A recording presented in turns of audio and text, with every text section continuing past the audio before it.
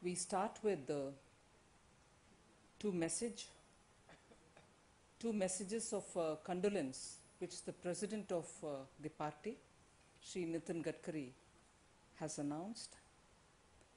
The first one relates to Bihar Minister for Panchayati Raj and Backward Welfare, Shri Hari Prasad Saha, whose demise was announced, and the President BJP has expressed his deep condolences.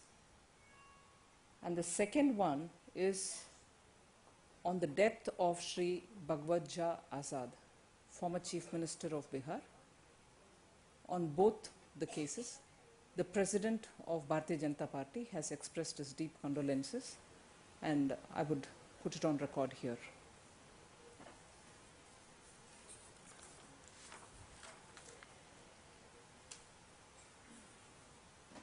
The issues that we are handling today in the press are obviously very critical. The first one relating to the ongoing debate on poverty. We think the government has been completely insensitive on this matter. Yesterday we saw a joint press conference of the Deputy Chairman of the Planning Commission and a Minister, Shri Jairam Ramesh, trying to dispel all the confusion which is prevailing in this debate, which has emanated post the affidavit which was filed on 20th September in the Supreme Court. I would very briefly want to mark the milestones which have resulted in the affidavit which was given on the 20th September.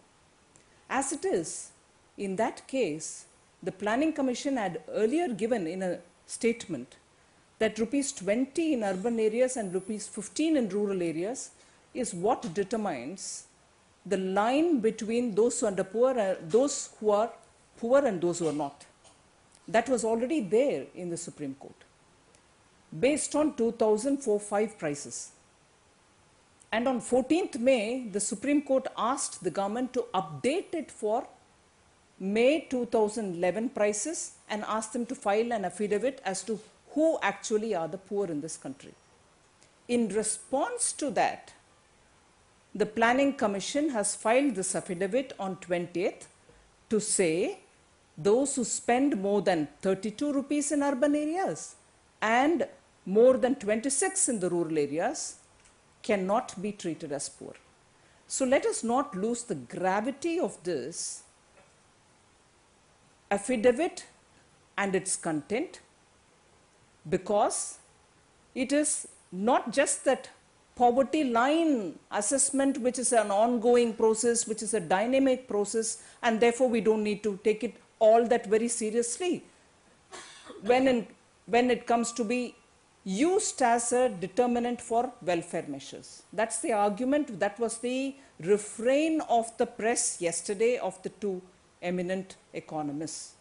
They were trying to tell us that it is a part of an ongoing dynamic assessment which has been on since 1979 of poverty line, and therefore don't take it too much overboard. But the fact remains that originally they had given it as 20 rupees and 15 rupees, and on 14th May, when the Supreme Court asked them to update it to 2011 prices, May 2011 prices, they've still come up with this affidavit which says 32 rupees and 26 rupees will be the determining factor. And by the admission of Shri Jairam Ramesh, nearly 9,000 crores of rupees are being allocated purely based on the BPL criteria. That said, look at how many ministries, and this I'm sure many of us will agree, and we in the BJP are aware that many departments and many ministries are involved in assessing the poverty of this country. This would be the same even if BJP isn't ruling today, and we are conscious of that. But with that consciousness, I would like to highlight to say how many versions have prevailed since the time 2004 when the UPA came back to power on the question of we will be better inclusive of the poorest of poor in this growth story of India. How many versions have prevailed since 2004? Planning Commission, which said 27% of Indian population is got to be treated as poor, based on NSSO figures. Tendulkar Commission, which said 37% of India's population will have to be decided as being under poverty line. Arjun Sengupta, nearly 77%. I'm not questioning any of these scholar commission, excellent expert economists and their findings, but only to highlight the fact that since 2004, this government's attempt to decide who are poor have so many different versions. Arjun Sengupta, 77%. The World Bank, for which of course the government is not responsible for its version, but at the same time, the World Bank's estimates also came in, which said nearly 41% of this country's people will have to be treated as poor because their earning is less than $1.25 and therefore they should be treated as poor. And NC Saxena, of course, we know, had been saying that 50% of the country's population should be treated as poor. In this environment, we also had the Planning Commission arriving at rupees 3,860 as the monthly salary, over and above which no one can be treated as poor. So if this many debate is happening, how many ministries have been involved in this? Planning Commission, of course, is the nodal agency. Then you have the Ministry of Rural Development. You have the Housing and Urban Poverty Alleviation Ministry also giving its input. NSSO, which is under the Ministry of Statistics and Program Implementation, and the Registrar General of Census, which comes under the Ministry of Home Affairs.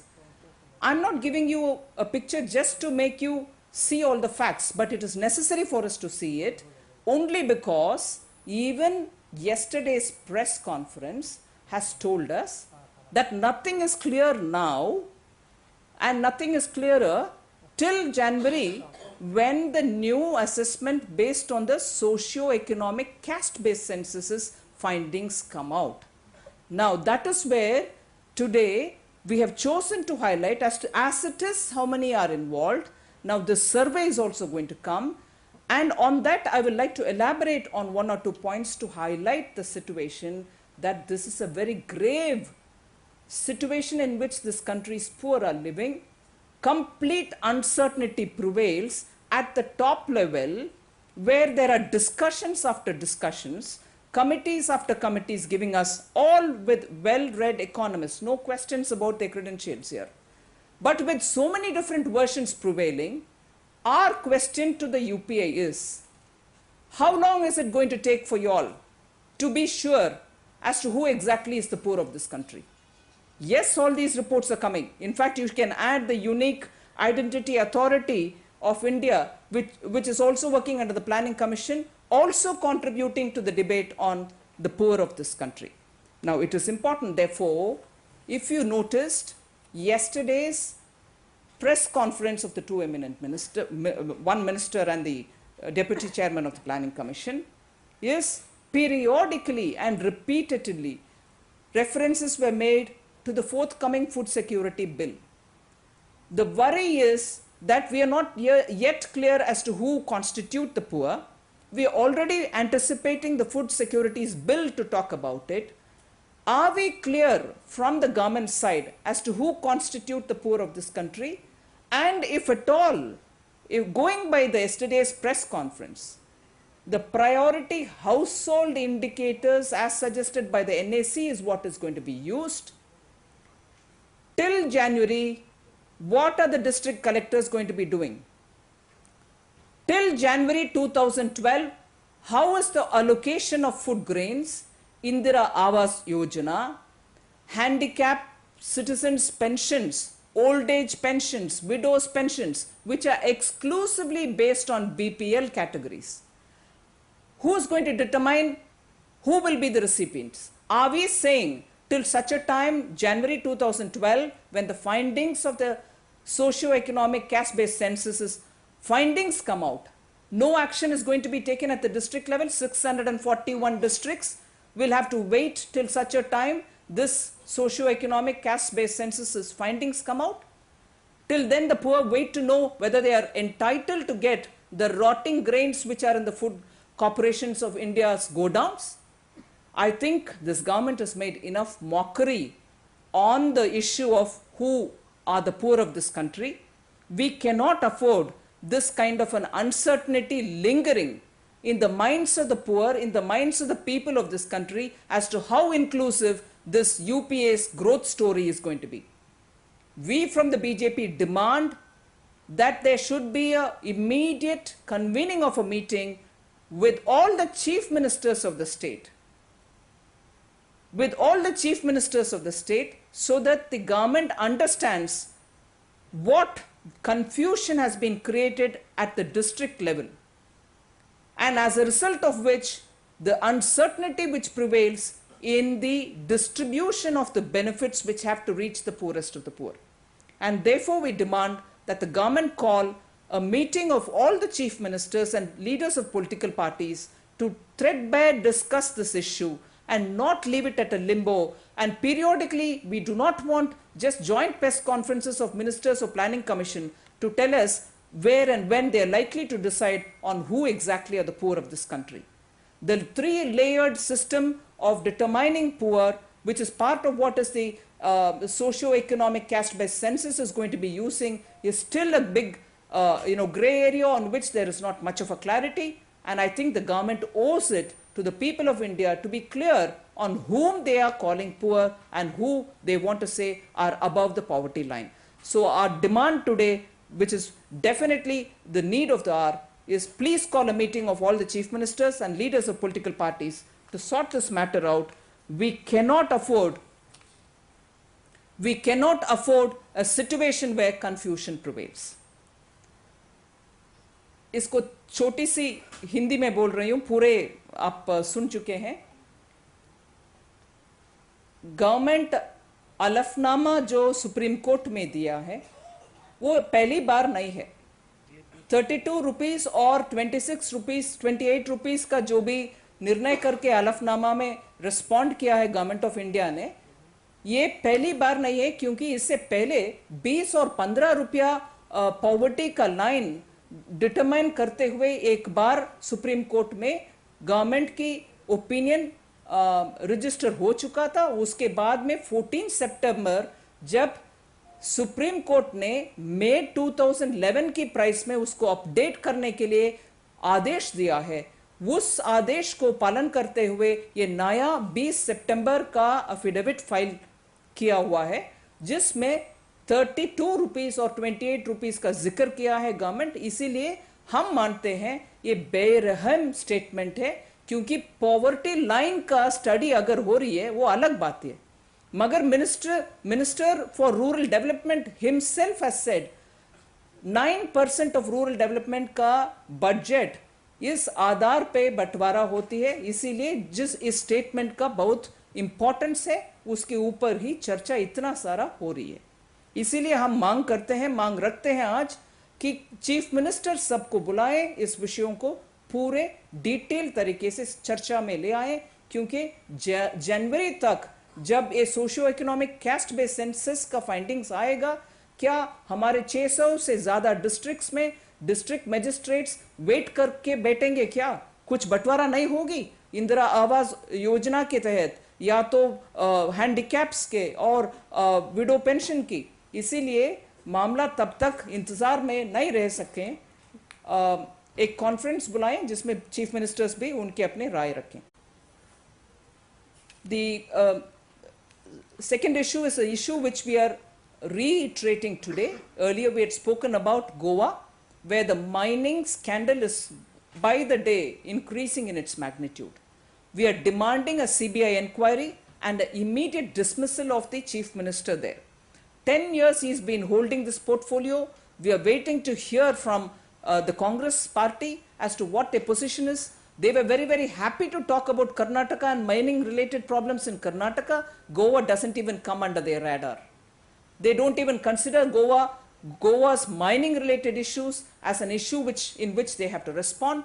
We therefore demand a CBI inquiry immediately, and We think the Congress party's silence is probably because Goa's mining dirty money is probably helping the Congress party run its show here and in Goa.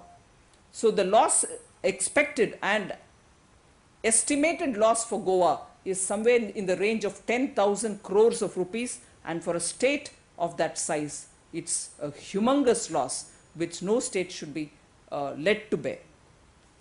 So we demand the resignation of the Chief Minister and an immediate CBI inquiry into this whole matter. A third matter which is of very serious implication is the blockade which is continuing in Manipur. We are very worried that this is the second phase of blockade which we've come to know of in this second UPA's tenure. UPA, which is led by Congress in the center, UPA here, but Congress rule under Sri Ibobi Singh in Manipur. Gas is being sold at 2,000 rupees per cylinder. Petrol per litre is more than 300 odd rupees. There are no medicines and food grains reaching the people of Manipur. Nearly 50 odd wagons carrying medicines have all been burnt down. And the Union Home Ministry, together with the state ministers in Manipur, have not even uttered a word as to why they have failed in reaching the essential supplies to the people of Manipur, where this blockade is wreaking havoc. We hold the Congress government in Manipur and the UPA here completely responsible in treating Manipur in this kind of a ham-handed way. Manipur is a part of India. They are our citizens as much as you and I are. We have no business to neglect them like this. We immediately demand action be taken. First of all, relief be reached out, and people sit and talk about how to lift this blockade, which is now on 60th day, I understand. The government here is shielding Mr. Ibobi Singh, who is completely corrupt, and we demand immediate action.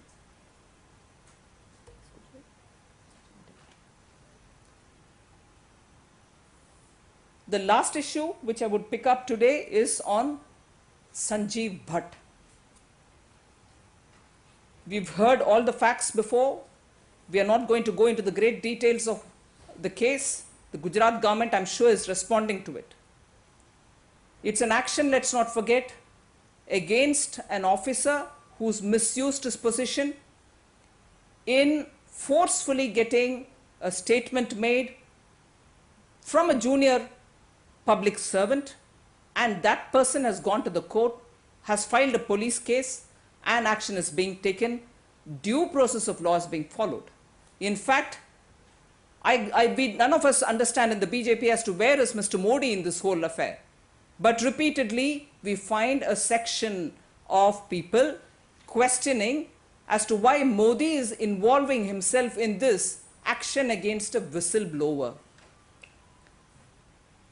It is really a sad state and a sad commentary that, of course, in a very light-hearted way, I would like to say, is it fashionable now to talk anti-Modi?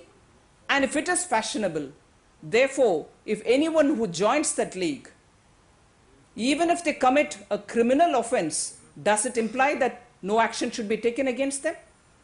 And if no action should be taken against a person who questions the government where he resides, the law of the land can never take its full play. And where are these very people who question the action being taken against Sanjiv Bhatt as an action against a whistleblower, when no questions are being raised against the kind of raids which are happening in Kiran Bedi's organizations? When Kejriwal is being questioned, no one wants to ask whether action is being taken against a whistleblower. Action is not being, or questions are not being raised when it is Swami Ramdev Baba or whether it is Anna Hazare.